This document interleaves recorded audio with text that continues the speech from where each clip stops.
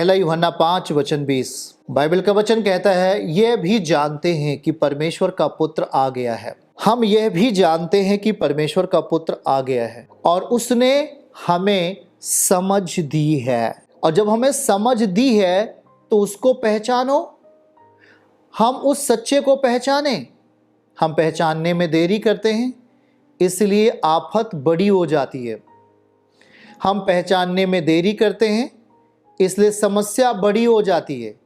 लिखा है, हम उसे पहचाने और हम उसमें जो सत्य है अर्थात उसके पुत्र यीशु मसीह में रहते हैं। हमारा उठना बैठना सारा क्रियाकलाप हम मसीह में जीते और रहते हैं। सच्चा परमेश्वर अनंत जीवन यही है। अब आपको मैं ये बात बताता हूँ।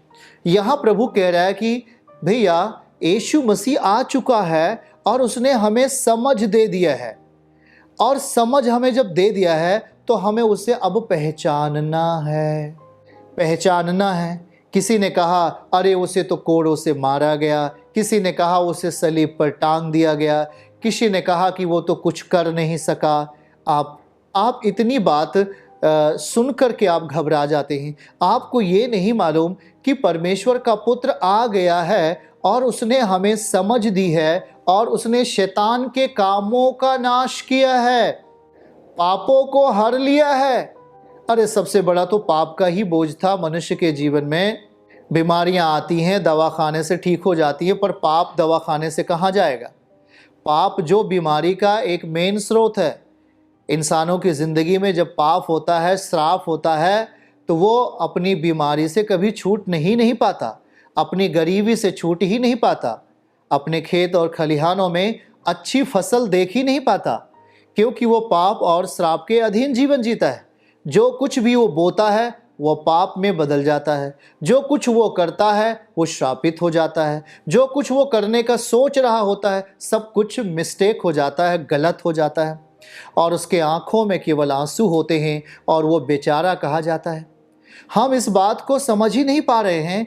परमेश्वर कह रहा है भैया परमेश्वर का पुत्र आ गया है, वचन कह रहा है, और उसने हमें समझ दे दिया है कि उसे पहचान लो।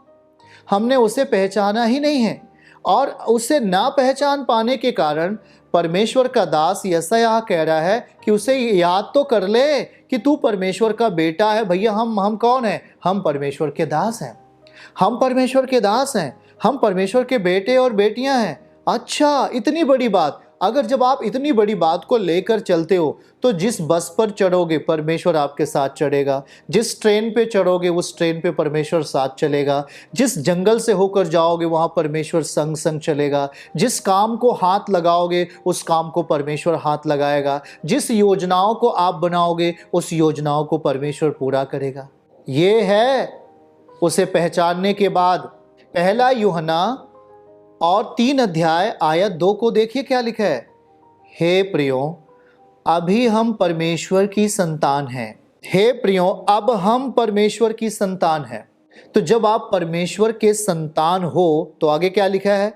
अभी तक यह प्रकट नहीं हुआ कि हम क्या कुछ होंगे। इतना जानते हैं कि जब वह प्रकट होगा तो हम उसके समान होंगे। आमीन बोलिए आप सब जन।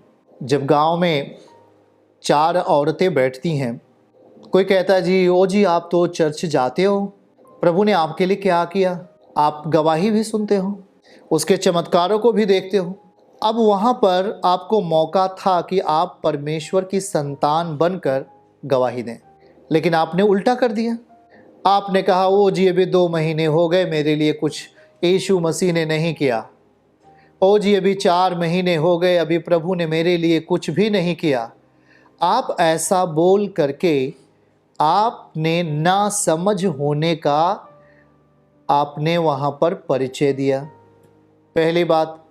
दूसरी बात, आप विपरीत बात बोल करके परमेश्वर को नीचा दिखा करके आपने भी अपने आप को नीचा कर दिया। लेकिन जब वहाँ 4 औरतें बैठी हुई थीं और जब आपसे कहा गया कि आप चर्च जाते हो, तो वहाँ पर परमेश्वर उन लोगों से ये कहलवा रहा है कि आप उसके लिए कुछ बात बोलो। लेकिन आप तो वहाँ पर परमेश्वर के महिमा, उसकी सामर्थ्य का बखान करने के बजाय आपने कहा कि मेरे लिए अभी कुछ परमेश्वर ने नहीं किया। आपने परमेश्वर को उस भीड़ में, उस झुंड में छोटा बना दिया। तो जरा सोचो, जिसके साथ आप रहते हो, जिससे प्रार्थना करते हो, हर दुहाई उससे देते हो, और आप उसे भीड़ में छोटा बना दो या चौराहे पर उसे छोटा बना दो, तो क्या वो आपको कभी बड़ा बनाएगा? क्या वो आपकी शर्मिंदगी को दूर करेगा? अब तो ये हो गया कि आप परमेश्वर की संतान है ही नहीं। किसी का पिता आईपीएस अधिकारी है, वो जहां भी जाता है, जब उससे पूछते आपके पापा क्या है, वो तेजी से बोलता है मेरे पापा एक आईपीएस अधिकारी हैं, एसपी हैं, एसएसपी हैं, डीआईजी हैं, पुलिस कमिश्नर हैं, बोल करके वो बड़ाई करता है, मेरे पापा आईपीएस अफसर हैं, इस जिले में, इस प्रदेश में हैं। तो वो अपने पिता के एक पुत्र होने के नाते वो बड़ाई करता है। आप क्या कर रहे हो? फिर से आइए, पहला यूहन्ना 3:2। आप अपने जुबान से ये कहो, लिखा हे प्रियो, हम परमेश्वर की संतान हैं। आप परमेश्वर के बेटे और बेटियां हो। आपको उसने खून से खरीदा है। जरा एक बार सोच के देखो, आपको उसने किसी पैसे से नहीं खरीदा या कुछ भी ऐसे गलत चीजें देकर के नहीं खरीदा। प्रभु यीशु मसीह ने आपको खून दे करके खरीदा है। पहला यूहन्ना अध्याय 1:7 पढ़ो, वहां पर आपको उसने खून दे के खरीदा। लिखा है जैसा वह ज्योति में है वैसा तुम भी ज्योति में चलो, और ये तभी तुम एक दूसरे के सहभागी बनोगे। और लिखा है उसके पुत्र यीशु का लहू हमें सब पापों से शुद्ध करता है। सही है। पहला कुरिन्थियों अध्याय 6:20 को पढ़ लीजिए। उसने कह दिया कि मैंने अपना लहू बहाकर तुम्हें खरीद लिया है, अपना लहू बहाकर तुम्हें पापों से मुक्ति दिया है। यहाँ लिखा है दाम देकर के मोल लिए गए हो। फिर भजन 34 अध्याय वचन 22 में कहता है कि मैंने तुझे खून देकर मैंने तुझे खरीदा है।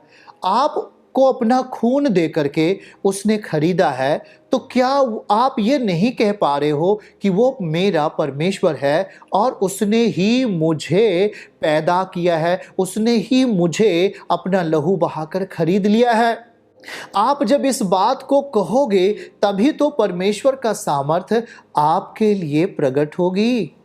अब आपको ये अपने जीवन में देखना होगा कि हम किसकी संतान हैं। हम परमेश्वर की संतान हैं। ये बात का जब आप अंगीकार करेंगे तो परमेश्वर का बल आपके लिए प्रकट होगा। जब आप कहते हैं हम परमेश्वर के हैं, जब आप कहते हैं हम परमेश्वर की संतान हैं, हम परमेश्वर के दास हैं, तो परमेश्वर अपनी उपस्थिति को, अपने प्रगटीकरण को आपके घर में और आपके परिवार में देना शुरू कर देगा। बाइबल ऐसा कहता है अब रोना पीटना बंद कर, क्योंकि तेरे परिश्रम का फल मिलने वाला है। हमने परिश्रम किया क्या हम चर्च आकर परमेश्वर की महिमा किए? क्या हम चर्च आकर हन्ना की तरह वचन को पूरा किया क्या? अपनी मन्नतों को पूरा किया क्या? क्या हमने परमेश्वर से कहा प्रभु तू मुझे अगर ये कर देगा मैं तेरे लिए ये करने के लिए तैयार हूँ? हाँ मेरे प्रभु, मैं मन्नत मानता हूँ, मानती हूँ। आपको परमेश्वर के सामने आना है और आत्मिक कामों को अपने घरानों में बढ़ाना है।